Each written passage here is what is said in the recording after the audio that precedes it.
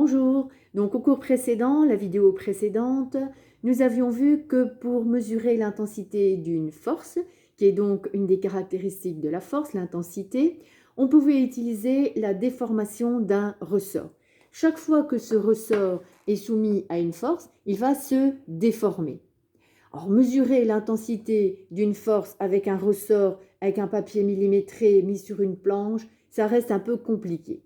Donc, il existe des instruments, un instrument plus exactement, que l'on appelle un dynamomètre. On en présente ici quelques-uns qu'on utilise régulièrement au laboratoire. Nous avons ici 3 modèles différents. Donc, on va les regarder de manière globale et puis j'en prendrai un pour vous montrer les différentes parties. Voici donc un modèle de dynamomètre. Ces dynamomètres, au passage, je vous signale qu'ils sont chaque fois mis sur un statif afin de les maintenir correctement et éviter, surtout ceci, de prendre un dynamomètre directement en main pour effectuer une mesure au risque forcément de bouger et de faire une mesure carrément fausse. Donc voici le premier modèle. Deuxième modèle de dynamomètre et un troisième modèle de dynamomètre. C'est comme des thermomètres, hein. Vous avez également différents modèles. Et bien ici, c'est la même chose. Le principe reste bien évidemment le même. Alors pour le décrire, je vais utiliser celui-ci parce que j'aime bien travailler avec celui-ci. Alors, qu'est-ce qu'on retrouve dans un dynamomètre? On a un petit anneau pour le suspendre. Ici, vous avez donc, on avait dit il y a une minute, le statif. Il y a la noix de serrage et on n'a pas mis une pince comme ici, mais une petite tige métallique avec un petit crochet bien pratique pour suspendre notre dynamomètre. On a ici un boîtier transparent qui va protéger l'intérieur du dynamomètre. Et à l'intérieur, qu'est-ce que l'on voit? On remarque le ressort tout comme on avait au cours précédent. On a également une tige métallique à l'intérieur. Cette tige se prolonge ici à l'extérieur et on retrouve un petit crochet. Et à ce petit crochet, on pourra suspendre une masse, un corps dont on veut déterminer l'intensité de la force. À l'intérieur, qu'est-ce que j'ai? J'ai également un petit cylindre rouge que l'on appelle l'index. À quoi il sert? Eh bien, cet index va se positionner au fur et à mesure, comme ici je vais tirer, voilà. Ce petit cylindre va bien sûr bouger en fonction de la déformation du ressort et ça nous permettra d'effectuer une mesure correcte. Il faudra que cet index donc se déplace en phase des graduations. Sur ce cylindre, on a une graduation. Nous, à la vidéo précédente, on a étalonné un ressort. Étalonner, ça veut dire quoi? Ça veut dire écrire, mettre des graduations. Eh bien ici, elles sont déjà notées. Vous avez l'unité. Donc ici, je lis maximum de N. N est écrit en majuscule. C'est le symbole de l'unité pour mesurer l'intensité d'une force. C'est le Newton. Newton était un scientifique. Ce scientifique a donné son nom à l'unité de mesure, comme c'est souvent le cas en physique. Voilà, pour la présentation de ces dynamomètres. Alors, celui-ci va jusque 2 newtons maximum, mais vous voyez que sur l'échelle de graduation, on lit 0,2, 0,4, etc. Et entre 0 et 0,2, on a encore un petit trait juste au milieu. Ça veut dire que la précision de mon dynamomètre est de 0,1 newton. Ça, c'est important quand on va faire nos mesures. Si je prends celui qui est juste à côté, eh bien là, on a une valeur de 0 newton jusqu'à 1 newton. Et donc ici, nous avons 0,1, 0,2, etc.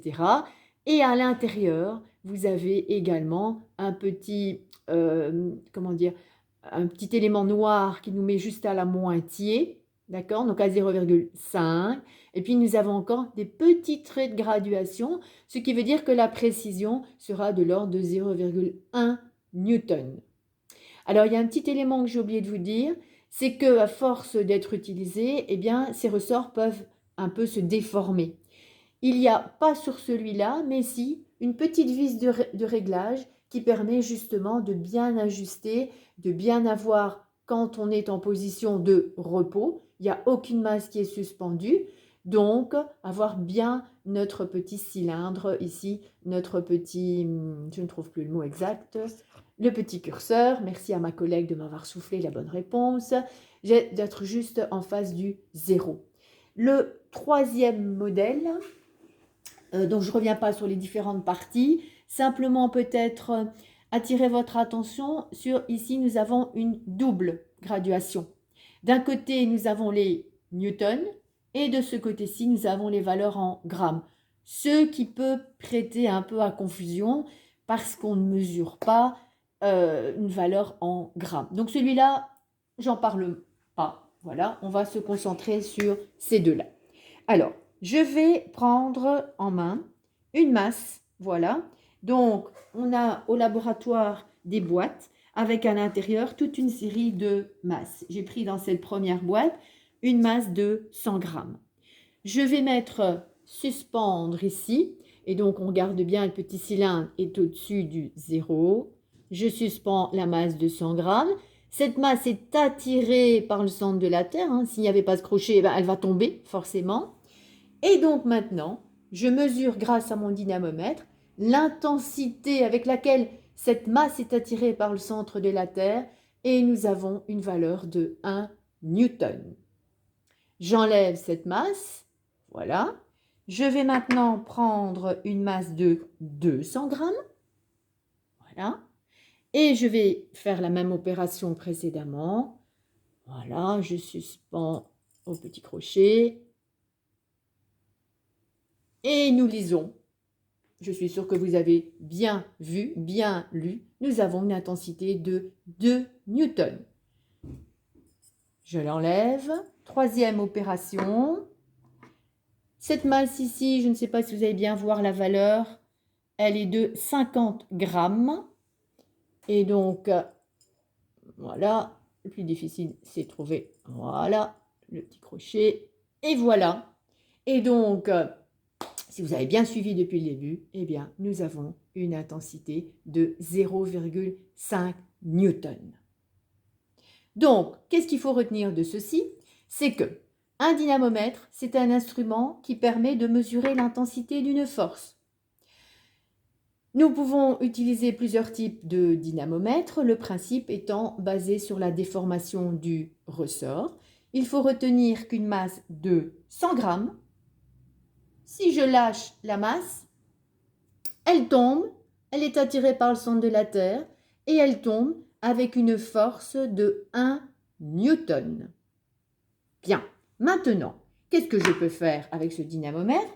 Je peux prendre différents objets de la vie de tous les jours. Je vais prendre des ciseaux. Je vais suspendre au crochet les ciseaux, même chose.